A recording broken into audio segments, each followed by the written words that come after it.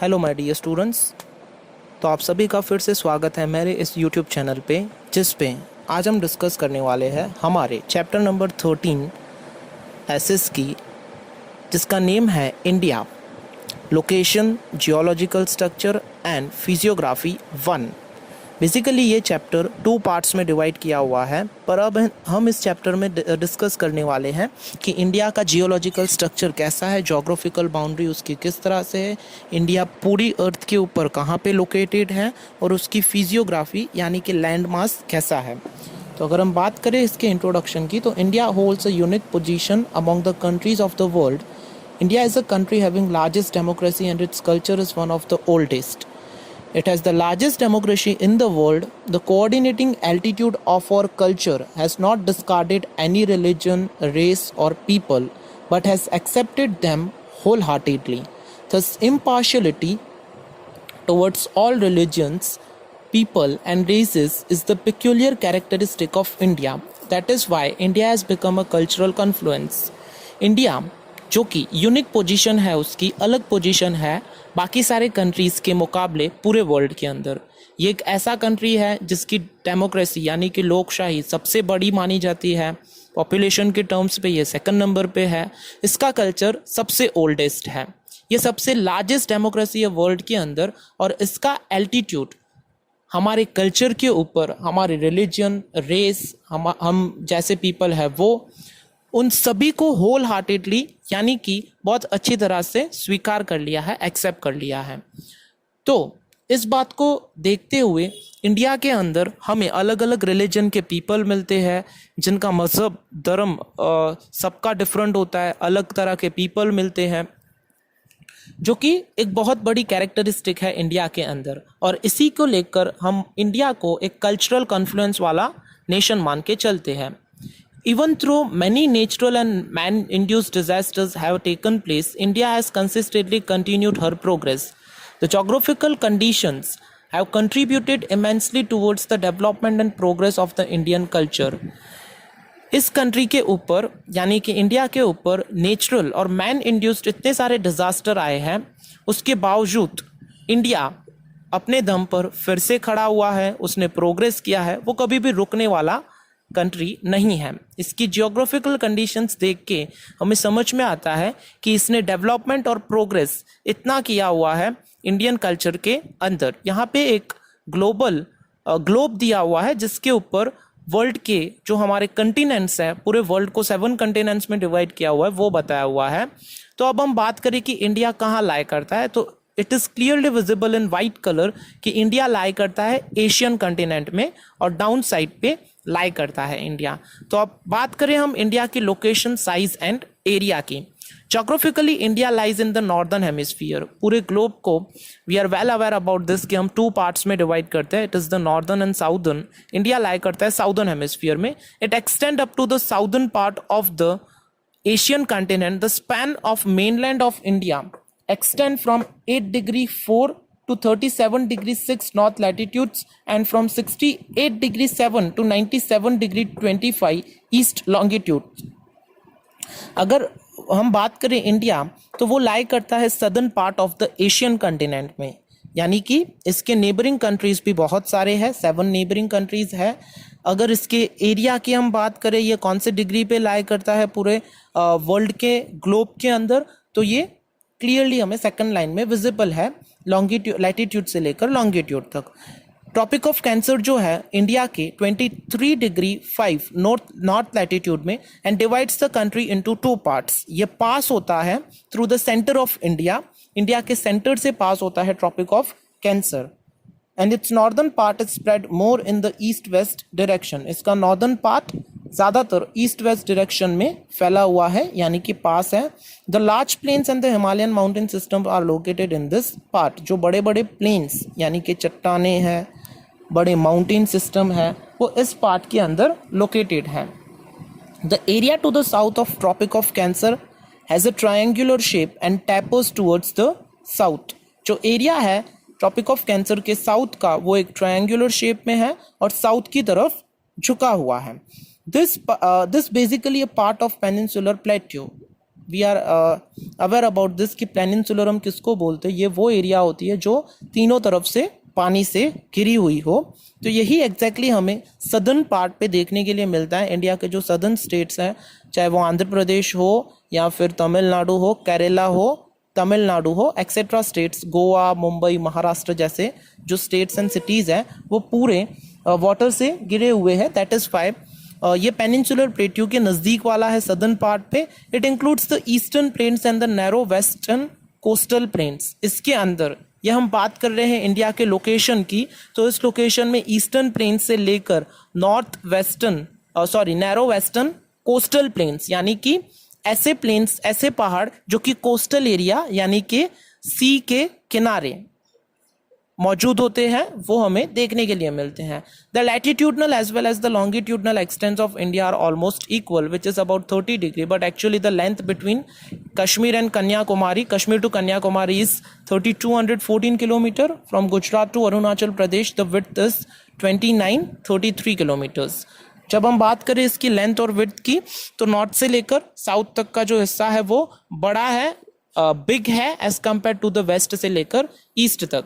There is a difference of 2 hours in the local times between the two extreme places, starting from Gujarat in the west up to the Arunachal Pradesh in the east, due to the longitudinal difference. India के अंदर हमें 2 hours के time difference देखने के लिए मिलता है। जब हम स्टार्ट करें इसको देखना वेस्ट के गुजरात से लेकर ईस्ट के अरुणाचल प्रदेश तक, तो 2 आवर्स का टाइम डिफरेंस होता है। It means we can easily say that कि sun as compare to Gujarat, Arunachal Pradesh में जल्दी राइज होता है। एंड ड्यू टू दिस ये डिफरेंस हमें तभी देखने के लिए मिलता है क्योंकि इसका लॉन्गिट्यूडनल डिफरेंस बहुत ज़्यादा है। When it is sunrise in Arunachal Pradesh, it is still night time in Gujarat. The standard meridian of India is 82 degree 30 east longitude. जब ये बोला हुआ है कि अरुणाचल प्रदेश में मॉर्निंग हो गई होती है, सनराइज होता है, तभी स्टिल नाइट टाइम होता है गुजरात में, क्योंकि 2 आवर्स का टाइम डिफरेंस है। That is the reason. ये 5 स्टेट्स में से पास होता है। Its local time is accepted as the standard time of India. इसका local time standard time of India माना जाता है। तो चलिए अब देखते हैं हम नेक्स्ट पेज पे जो दिया है एक मैप। उस मैप पे हमें नॉर्थ से लेकर साउथ तक और ईस्ट से लेकर वेस्ट तक इंडिया की जो लैंड एरिया है वो हमें दिया हुआ है, जिसके अंदर सब कुछ इंक्लूड करता है। तो नॉर्थ में इंडिया स्टार्ट होता है कश्मीर से लेकर और साउथ में वो एंड होता है कन्याकुमारी पे जाके, जिसकी हमें टोटल लेंथ किलोमीटर्स में दी हुई है 3214 किलोमीटर्स। और ईस्ट से जब वो स्टार्ट होता है और वेस्ट पे जाके फिनिश होता है, तो जिसकी लेंथ है 2933 kilometre. Like I have said कि नॉर्थ साउथ वाला जो पार्ट है वो as compare to east west से बड़ा है। अब total area of India is 32.8 lakh square kilometre. जो टोटल एरिया है इंडिया की वो 32.14 लाख स्क्वायर किलोमीटर है। ये हमें विड्थ इनटू लेंथ करने से मिलता है। और इंडिया का जो रैंक है वर्ल्ड में in terms of the area वो 7th नंबर का है। It means India 7th number का लार्जेस्ट कंट्री माना जाता है। The land area of India, तो चलो देखते हैं हम यहाँ पे लैंड एरिया की बात की हुई है as compare to the world. तो लैंड एरिया ऑफ इंडिया जो है वो साउथ एशिया में लाई करता है। इन द नॉर्थ, जो नॉर्थ डायरेक्शन है, जम्मू कश्मीर है, पंजाब है, उत्तराखंड है, हरियाणा स्टेट्स है, उत्तर प्रदेश स्टेट्स है, etcetera. Lofty mountain ranges are spread over 100 of kilometers from west to east. Northern part of India में वेस्ट से लेकर ईस्ट तक लॉफ्टी माउंटेन रेंजेस यानी कि छोटी बड़ी माउंटेन की जो चट्टाने हैं वो प्रेजेंट है। That is why the commuting with Tibet and China is possible only through passes located at the higher altitude. और इसी के रीजन से जो तिब्बत हम जाते हैं, जो चाइना में है, वो तभी पॉसिबल हो पाता है क्योंकि वो हायर एल्टीट्यूड वाली प्लेस है और वहाँ पे जो थोड़े थोड़े छोटे पासेस बनाए हुए हैं, उसी की वजह से हम कम्यूटिंग यानी कि एक जगह से दूसरी जगह जाने के लिए पॉसिबल हो सकता है। Bay of Bengal lies to the east. Bay of Bengal east direction में लाई करता है। Arabian sea to the west, Arabian sea west में लाई करता है। And Indian ocean to the south of the peninsular plateau. Indian ocean peninsular plateau के south में lie करता है। The sea is utilized as a waterway even though the land routes are obstructed by surrounding mountains. India के अंदर seize का use ज़्यादातर होता है ट्रांसपोर्टेशन के लिए, जो गुड्स ट्रांसपोर्ट किए जाते हैं उसके लिए, और माउंटेन्स यूज नहीं होते क्योंकि माउंटेन्स रास्ते को ब्लॉक करके रखते हैं, ऑब्स्टिकल क्रिएट करते हैं. India has accepted all cultural elements arriving from outside and these have merged into Indian society. और इसी की वजह से इतना डाइवर्सिफाइड हमारा ये कंट्री है, तो उसने सभी कल्चर को वेलकम किया है यहाँ पे without any kind of the conflict, झगड़े के बिना. और इंडिया में सारे धर्मों को एक सा माना जाता है.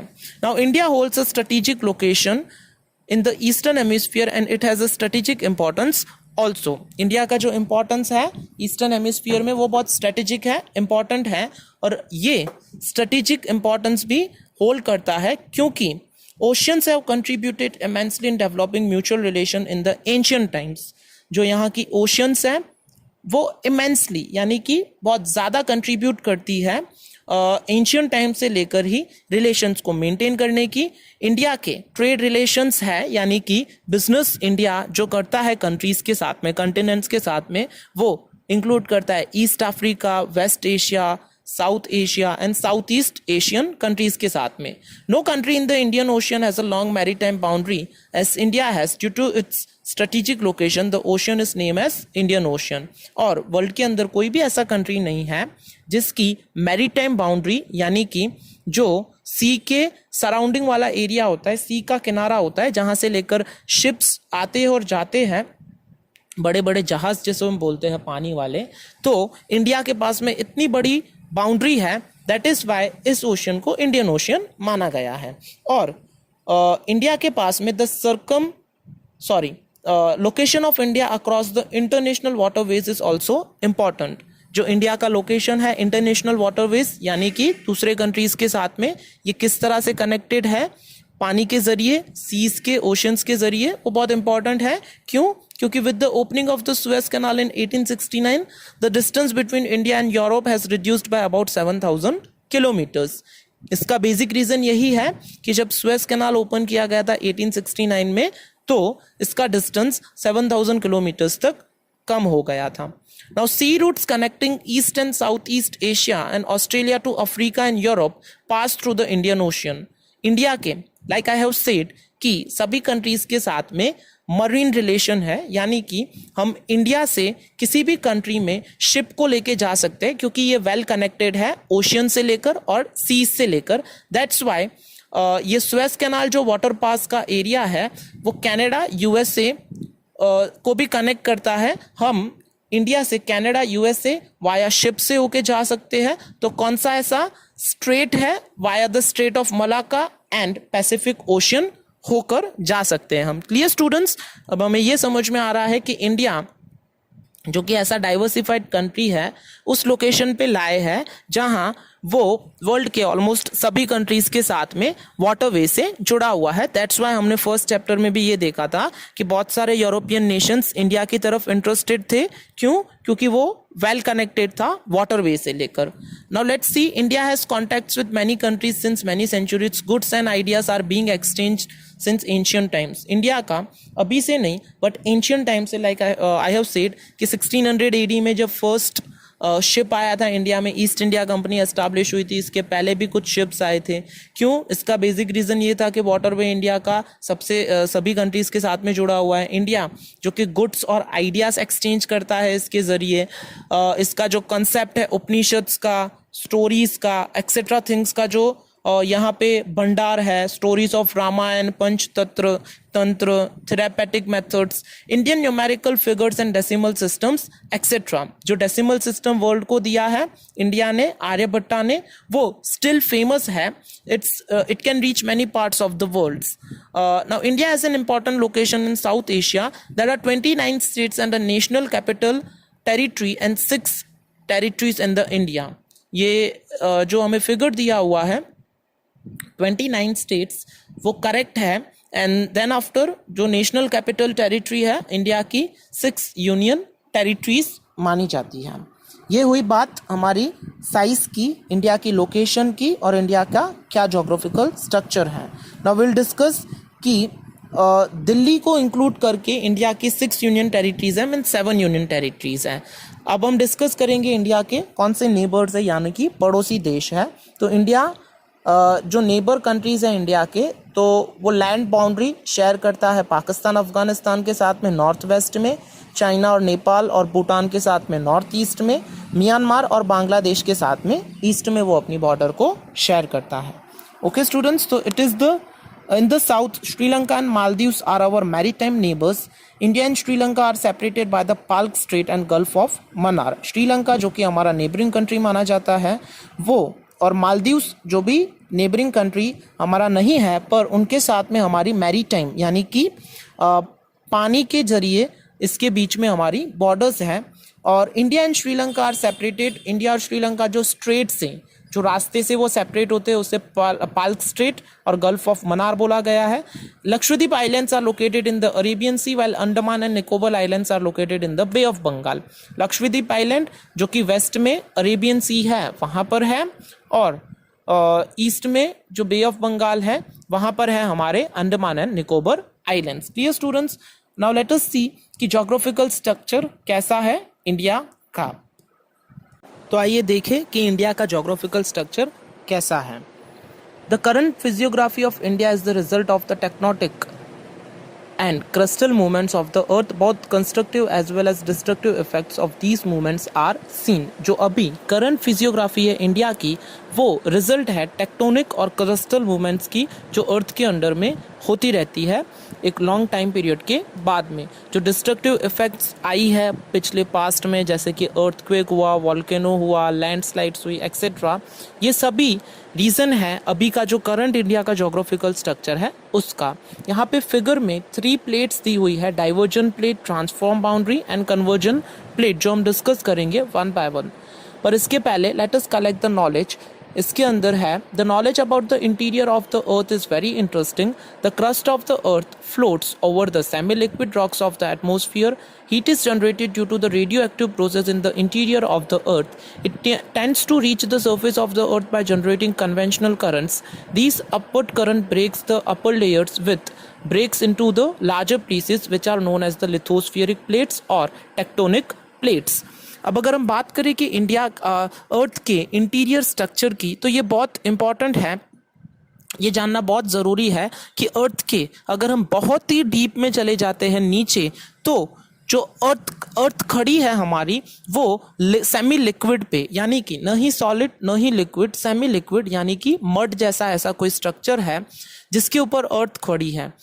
ये जो मड है अर्थ के इंटीरियर पार्ट में इतना हीट प्रोड्यूस करती है जिससे रेडियो एक्टिव एलिमेंट्स निकलते हैं, और ये रेडियो एक्टिव एलिमेंट्स एक न एक दिन इतने गर्म होके नीचे से कन्वेंशनल करंट्स बनाते हैं, और ये this upward current breaks the upper layers. और ये जो गैसेस बनाते हैं वो, क्योंकि गैस का ये नेचर होता है कि वो अपवर्ड डायरेक्शन में ट्रैवलिंग करती है, तो ये रेडियो एक्टिव मटेरियल्स जो नीचे से लेकर गैसियस फॉर्म में ऊपर आने के लिए ऊपर आते हैं जब, तो इससे लेकर लिथोस्फियरिक या फिर कन्वर्जन टेक्टोनिक प्लेट्स बनते हैं।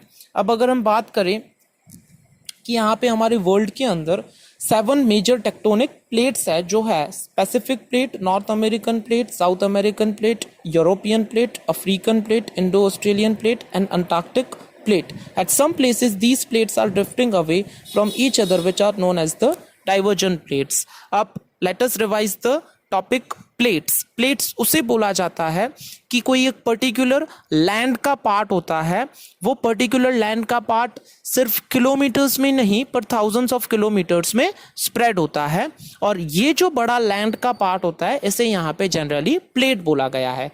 वर्ल्ड के अंदर 7 मेजर टेक्टोनिक प्लेट्स है, यानी कि पूरा वर्ल्ड जो है हमारा अर्थ जो है उसे 7 मेजर अर्थ के क्रस्ट में जो, यानी कि अर्थ के इंटीरियर पार्ट में जो 7 मेजर टेक्टोनिक प्लेट्स है उस पूरे वर्ल्ड को 7 प्लेट्स में डिवाइड किया हुआ है, जिसका नेम मैंने आपको बताया। अब कुछ जगह पर ये जो दोनों प्लेट्स होती है, यहाँ पर फिगर में हम अगर नज़र डाल के देखें तो डाइवर्जन प्लेट्स पे जो एरो किया हुआ है, यानी कि एक राइट साइड पर प्लेट है, एक लेफ्ट साइड पर प्लेट है, तो डाइवर्जन प्लेट के अंदर जो एरो किया हुआ है वो आउटसाइड पे किया हुआ है। तो जब इस अर्थ के इंटीरियर क्रस्ट में कुछ मूवमेंट होते हैं और ये प्लेट्स बाहर की तरफ यानी कि आउटर साइड पे जब मूवमेंट करने लगती है तो जो मिडिल वाला पार्ट होता है हो सकता है वहाँ पे एक बड़ा सा होल हो जाए या फिर वहीं पे ही एक बड़ा सा क्रस्ट बन जाए, एक बड़ा सा खड्डा हो जाए और उसके अंदर से वॉल्केनो निकलने लगे। Simple students, at some places these plates come closer to each other which are known as the conversion plate. तो कुछ जगह पे जब मूवमेंट होने लगते हैं ये दोनों प्लेट एक दूसरे के साथ में कोलाइड करती है या क्लोजर आ जाती है। उन एक्टिविटीज के अंदर जो वहाँ पे लैंड होती है जहाँ पे क्लोजर आ जाती है उधर माउंटेन्स, प्लेन्स जैसे बड़ी बड़ी चट्टानें वो खड़ी हो जाती है और उसी की वजह से अर्थ का जो स्ट्रक्चर होता है वो कंटिन्यूअसली चेंज होता रहता है।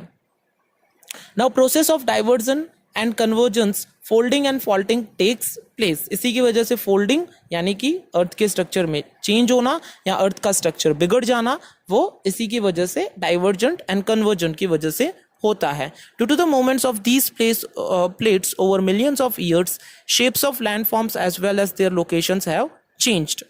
ये नई बात नहीं है, मिलियंस ऑफ ईयर्स से लेकर ये प्रोसेस होती आ रही है और इसी की वजह से अर्थ का स्ट्रक्चर कभी सेम नहीं होता, ये चेंज होता रहता है। The process of divergence is responsible for all the tectonic and volcanic activities on the earth. जो डाइवर्जेंस की प्रोसेस है वही रिस्पॉन्सिबल है अर्थ के ऊपर वॉल्केनिक एंड टेक्टोनिक एक्टिविटीज के लिए। Wherever these drifting plates have collided with one another it has resulted into mountain building processes.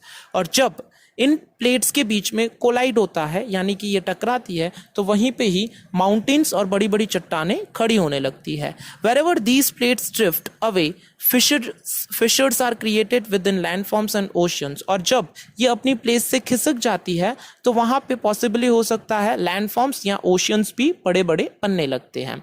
The continents situated along these fissures are drifting continuously, such plates are called the convergence plates. जो कंटिनेंट्स इसके साथ में present होते हैं उन्हें वहीं उन प्लेसेस पर उन कंटिनेंट्स के अंदर कंटिन्यूस मूवमेंट्स होते रहते हैं और दैट इज वाई ये ड्रिफ्टिंग पॉसिबल होता है। अब नेक्स्ट लास्ट हम बात करें टॉपिक की, तो India was a part of a very vast and an ancient landmass known as an Gondwana land.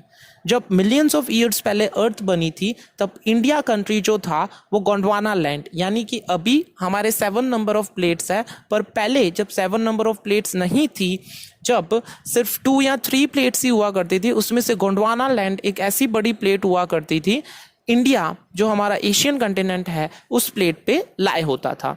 The large landmass consisted of the present south America, Africa, Australia, Antarctica over a period the Indo-Australian plate started drifting gradually towards north. It is so believed that this plate collided with the European plate before about 5 crore years ago. Due to this collision between Indo-Australian plate and European plate, the Himalayan mountain system emerged out of the Tethys Sea. और ये बोला जाता है कि बहुत बड़े बड़े countries जैसे साउथ अमेरिका, अफ्रीका, ऑस्ट्रेलिया और अंटार्कटिका, ये जितने भी कंट्रीज नहीं है, ये सब कंटिनेंट्स, ये जब पहले बड़ा सा जो लैंड मास था वो गोंडवाना लैंड का ही था। Over a period of time Indo Australian plate जब ड्रिफ्ट हुआ, अपनी जगह से खिसकने लगा साउथ की तरफ, और ये माना जाता है कि ये प्लेट यूरोपियन प्लेट के साथ में 5 करोड़ ईयर्स अगो कोलाइड हुआ था और इसी कोलाइजन की वजह से हिमालय का जो माउंटेन सिस्टम है इंडिया के अंदर फैला हुआ है और बाकी सारे नेबरिंग कंट्रीज में फैला हुआ है, वो इसी की रीजन से देखने के लिए मिलता है। और large valley was form to the south of the Himalayan system where in alluvium sediments were deposited by the rivers flowing from the north and south of it. Thus the Ganga plain between Himalayas and the southern peninsula was formed. A huge volcanic eruption took place in the northwest of the peninsular plateau, as a result of which the western portion of the plateau was disintegrated and was submerged. This led to the formation of the Arabian Sea. Due to the submergence, the Western Ghats become more distinct. तो जैसे Himalaya mountain system बना वैसे ही जो Himalaya mountain system का south part था जहाँ पे alluvial sediments यानी कि एल्यूवियल सॉइल ज़्यादा मानी जाती है जो कि एग्रीकल्चर के लिए अच्छी होती है, वो नॉर्थ एंड साउथ में जो ये रिवर्स फ्लो करती है, and that is the reason जो गंगा प्लेन सिस्टम है हिमालयास का जो सदर्न पेनिनसुला तक एक्सटेंड होता है। एक huge volcanic eruption take place हुआ था north west of the peninsular plateau जिसने डिसइंटीग्रेट कर दिया था इस प्लेट्यू को, यानी अलग कर दिया था, और फिर लेटर ऑन जाके ये सबमर्ज हो गया था और इसी की वजह से अरेबियन सी फॉर्म हुआ था। और इस सबमर्जेंस की वजह से वेस्टर्न घाट्स जो थे वो ज़्यादा डिस्टिंक्ट हो गए, यानी कि ज़्यादा उनका जो कॉन्ट्रास्ट है वो इंक्रीज हो गया। So large diversity is seen in the Indian सब कॉन्टिनेंट, और इसी की वजह से बहुत ज़्यादा डाइवर्सिटी हमें देखने के लिए मिलती है इंडियन सब कॉन्टिनेंट के अंदर। Lofty mountain ranges are seen in the south, lofty mountain ranges south में देखने के लिए मिलती है, जैसे हमने इंट्रोडक्शन में रीड किया। Many plateaus summits and passes are seen within them, बहुत सारे प्लेट्यूज समिट्स पासेस देखने के लिए मिलते हैं। Ganga Yamuna and Brahmaputra river flow in the northern plains, we are well aware about this कि गंगा यमुना और ब्रह्मपुत्र रिवर इंडिया में फ्लो करती है। Their alluvial deposits have formed their plains and because of this reason, और इसी तरह से इंडिया के अंदर हमें बहुत डाइवर्सिटी यानी कि विविधता देखने के लिए मिलती है, क्योंकि यहाँ पर लॉफ्टी माउंटेन रेंजेस है जो कि हमें नॉर्थ में देखने के लिए मिलती है, हिमालयन सिस्टम जो हमने डिस्कस किया। मैनी प्लेट्यूज यानी कि बहुत बड़े जो चट्टानें होती है वो, summits and passes are seen within them. Ganga Yamuna Brahmaputra rivers flow in the northern plains, यहाँ पे जो मेजर 3 रिवर्स है इंडिया की वो भी हमें देखने के लिए मिलती है। Their alluvial deposits have form this plain, और इनका जो एलिवियल डिपॉजिट है यानी कि गंगा ब्रह्मपुत्र और इन रिवर्स में से जो सैंड और स्टोन्स निकलते हैं उनकी फिर सैंड बनती है, तो वो बहुत इम्पॉर्टेंट होती है एग्रीकल्चर के अंदर, और उसी से लेकर प्लेन बनते हैं। और 2 edges in the form of Ghats on both the sides of the plateau and coastal plains on eastern and western margins are situated। यहाँ पे 2 edges हैं ईस्टर्न और western side of the margins में यानी कि घाट्स पे। thus India holds a diversified physiography, और इसी का रीज़न ये है कि इंडिया की जो फिजियोग्राफी है वो बहुत इम्पॉर्टेंट है। now our 13th chapter in SS it is over। Along with this मैं एक PDF आपको सेंड करूंगा क्वेश्चन आंसर्स की, that you have to write it in the notebook. Thank you students, and watch the video till the last minute.